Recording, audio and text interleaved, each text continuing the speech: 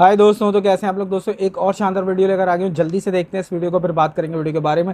उससे पहले आप मेरे चैनल को सब्सक्राइब कर लें और बेल आइकन को प्रेस कर लें। तो वीडियो स्टार्ट करते हैं। मैं उससे बढ़ के आज सुबह की जो मेरी खबर थी वो यूपीआई के बारे में थी, जो उनका इलेक्ट्रॉनिक सिस्टम है कि सऊदी अरेबिया और बहरीन जो है वो भी यूपीआई सिस्टम को जो है वो वाह, अडॉप्ट बड़ी करना बात चाहते है। हैं, जिसको यूनाइटेड पेमेंट इंटरफेस कहते हैं। मैं हैरान हूं उनका। ट्विटर के मुकाबले में को बना सकता है, उन्होंने एक ऐप बनाई है, या फिर जैसे अभी उन्होंने चैट जीपीटी के मुकाबले चैलेंज को एक्सेप्ट किया है, कोई इस तरह की ऐप बना सकते हैं। हम क्यों नहीं सोच क्यों नहीं सकते, बना क्यों नहीं सकते? यूरोप, अमेरिका, सबको मिलाकर इलेक्ट्रॉनिक उनकी ट्रांजेक्शन जो है उनको वो सरपास कर चुके हैं। यूपीआई ट्रांजेक्शन $1.5 ट्रिलियन ईयर उनकी ट्रांजेक्शन हो रही। तो अब कौन उनको मैच कर पाएगा। पाकिस्तान के ज़र मुबादला के ज़खायर सिर्फ 2.8 या 9 अरब डॉलर के रह गए हैं। पाकिस्तान के अंदर पेट्रोलियम कंपनीज अपना कारोबार बंद कर रही हैं। शेल पाकिस्तान की पेरेंट कंपनी जो है शेल, उन्होंने पाकिस्तान से अपना बोरिया बिस्तरा गोल करने का ऐलान कर दिया है। वो अपने शेयर्स बेच रहे हैं। एक और खबर है कि टोटल पावर को उन्होंने भी अपना बोरिया बिस्तरा गोल करने का ऐलान कर दिया है। कैशलेस सोसाइटी बन चुकी है। पाकिस्तान की मजबूरी हमारे आईएमएफ पे डिपेंडेंस है, और आईएमएफ की डील हमें नहीं मिलने वाली है। ये बात मैं नहीं कह रहा हूँ, मुतादिद इदारे कह रहे हैं कि हम डिफॉल्ट की तरफ जा रहे हैं। बहुत पुराने अरसे में अब उनके पार्ट और दूसरी चीजें भारत से वापस ले रहे। वो तो भाई उनका कबाड़ में बिक रहा है। उनके तो पता नहीं गुडला कैसी है उनकी। हेलो फ्रेंड्स, जय हिंद। हिंदुस्तान स्पेशल में आपका स्वागत है। दोस्तों, भारत की यूनिफाइड पेमेंट्स इंटरफेस सर्विस पहले ही ग्लोबल लॉन्च हो चुकी है, लेकिन भारत धीरे धीरे करके सभी देशों को यह सर्विस उपलब्ध करवा रहा है। सिंगापुर के बाद अब एनपीसीआई गल्फ देशों में यूपीआई का विस्तार करने की प्लानिंग कर रहा है। लेटेस्ट रिपोर्ट की माने तो सऊदी अरब और बहरीन भारत जैसी पेमेंट सर्विसेज चाहते हैं। भारत भी सऊदी अरब और बहरीन को यूपीआई सर्विसेज का विस्तार करने जा रहा है। रिपोर्ट की माने तो अब इस संबंध में बातचीत बेहद ही शुरुआती स्तर पर है। कहा जा रहा है कि गल्फ देश यूपीआई पेमेंट सर्विसेज में अपनी दिलचस्पी दिखा रहे हैं। अगर सब ठीक रहा तो जल्द ही गल्फ देशों से भारत में और भारत से गल्फ देशों में पेमेंट यूपीआई के माध्यम से की जा सकेगी। ये सर्विस उन सभी भारतीयों के लिए लाभदायक होगी जो अपने घर से दूर रोजगार के लिए गल्फ देशों में रह रहे हैं। वह सभी लोग बेहद ही आसानी से भारत में अपनी फैमिली को पैसे भेज सकेंगे।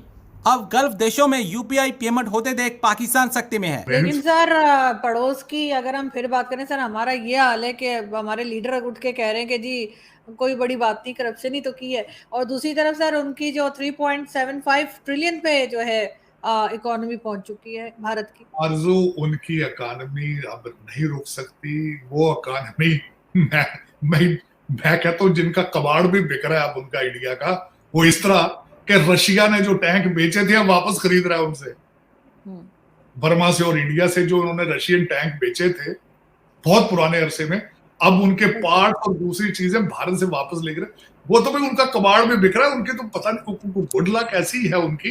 वो तो तरक्कियों में, उनकी तरक्की तो रुके। मैं उससे बढ़ के आज सुबह की जो मेरी खबर थी वो यूपीआई के बारे में थी, जो उनका इलेक्ट्रॉनिक सिस्टम है कि सऊदी अरेबिया और बहरीन जो है वो भी यूपीआई सिस्टम को जो है वो अडॉप्ट करना चाहते हैं, जिसको यूनाइटेड पेमेंट इंटरफेस कहते हैं। मैं हैरान हूं उनका। और मेरा एक दोस्त है यहाँ पे अमेरिकन, रिसेंटली जर्नलिस्ट। वो आज से 1 महीना पहले भारत गया और भारत से वापस आके उसने अपना एक आर्टिकल लिखा। उसने, जर्नलिस्ट ने, आप सरप्राइज, उसने कहा जी कि वहां हर ठेले वाले के पास भी बार कोड है उसका अपना मौजूद है। कैशलेस सोसाइटी बन चुकी है। और उसका गवर्नमेंट को फायदा ये है कि कोई ब्लैक मनी नहीं है। हर चीज जो है वो सामने होके आ रही है और टैक्स कलेक्शन उनकी बेहतर होगी और लोगों के लिए कन्वीनियंट है कि वो जहां जाते हैं वो बार कोड पे अपना एक दूसरे को पे कर रहे हैं।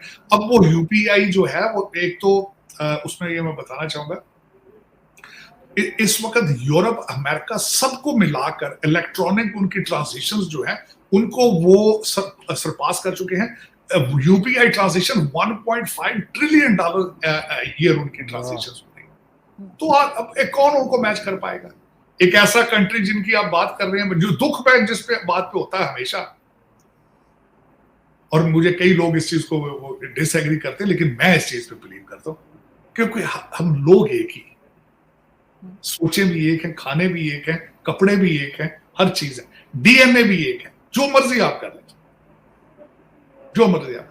मैं कल परसों एक आर्टिकल पढ़ रहा था गांधी जी के बारे में, तो गांधी जी ने एक दफा मैं देखें कई लोगों को भारत में ये नहीं आजकल, लेकिन मैं I am very inspired by that, very much inspired. मैं उनके हमेशा मुझसे कई दफा पूछा गया कि who is your favourite leader in सब कॉन्टिनेंट, तो मैं हमेशा गांधी जी का नाम लेता था, इलामा इकबाल का नाम लेता था। और उसमें उसकी कई वजूहात हैं, एक बहुत बड़ी डिबेट है गांधी जी के बारे में, क्योंकि मैंने पढ़ा उनके बारे में बहुत है। तो वो कहते थे हम सदियों से इकट्ठे रह रहे हैं, सदियों से इकट्ठे रह रहे हैं, हम मेरा मतलब मजीद आगे रह सकते हैं, इसमें कोई शक नहीं। बल्कि उसमें इसमें कोई शक नहीं है, इस प्रूवन क्या हमारा डीएनए एक है, इसमें कोई शक नहीं। तो लेकिन देखें कि उनकी तरक्कियां, उनकी चीजें जो है वो रिमार्केबल, इसमें कोई शक नहीं है। यहाँ पे अमेरिका में उन्होंने जो नेटो प्लस को डिनाई कर दिया कि हम नहीं जाएंगे। उसके बाद मैंने आपको यूपीआई के बारे में बताया, इकोनॉमी उनकी, मैं उनके बारे में बिल्कुल डिटेल से पढ़ रहा था, रिसेशन प्रूफ है, रिसेशन का कोई बिल्कुल खदशा नहीं है। और मुसलसल ग्रोथ पे, अमेरिका की इकोनॉमी से ज्यादा ग्रोथ पे जा रही है भारत की इकोनॉमी, रिमार्केबल। मैं समझता हूँ इसमें कोई शक नहीं है, इसमें कोई शक नहीं है। और वो कहते हैं ना कि more power to them, more power to them. मैं बिल्कुल इस बात पे मैं यही समझता हूँ कि चलें तरक्की करेंगे, शायद कभी पाकिस्तान भी कुछ लर्न करे उनसे या उनसे। लेकिन सर हम कैसे तरक्की करेंगे जब हमारे यहाँ इस वक्त जो बजट आया है उसमें एजुकेशन के 5.5% जो है वो इंक्रीज किया गया, जबकि डिफेंस बजट 15% बढ़ा दिया। कि इनको लगता है कि डिफेंस ज्यादा जरूरी है। नहीं, डिफेंस तो खैर बहुत ही ज्यादा जरूरी है, लेकिन मैंने आपको हमेशा ये कहा है कि आपके जो एजुकेशन पॉलिसी बनाने वाले हैं, जो एजुकेशन मिनिस्टर हैं या रूलिंग एलीट है, उनके बच्चे तो पढ़ते नहीं ना स्कूलों में, वो तो HSN पढ़ते हैं या अमेरिका और इंग्लैंड में पढ़ते हैं, तो उनको क्या जरूरत है भाई पॉलिसी आपको बजट बनाने की एजुकेशन का। आपके जो इस्लामाबाद में या लाहौर में या जितने आपके कैपिटल्स में बैठे हुए हैं, पेशावर जैसा, वो तो सबके बच्चे तो बाहर पढ़ रहे हैं, वो क्यों करेंगे? ये तो जो बेवकूफ जाके जलसों में और जो चढ़ गए थे GHQ के ऊपर, ये तो वो जो बेवकूफ जा कोर कमांडरों के घरों में घुसे थे जाए, इनको पढ़ाने की क्या जरूरत? बल्कि अगर वो पढ़ जाएंगे तो इनके लिए जलसों में कौन निकलेगा भाई, इनके जुलूस कौन भरेगा भाई? अगर वो पढ़ जाएं तो अमीरुल मोमिनीन का कौन जाके मुर्शद का गेट चूमते हैं, जाके भाग के कहते हैं ये 21st सेंचुरी का पैगंबर है। अगर वो पढ़ जाए तो फिर वो कौन इनका कारोबार चलाएगा? ये तो इंटेंशनली चाहते हैं कि ये इसी तरह जलील होते रहे, धक्के खाते रहे।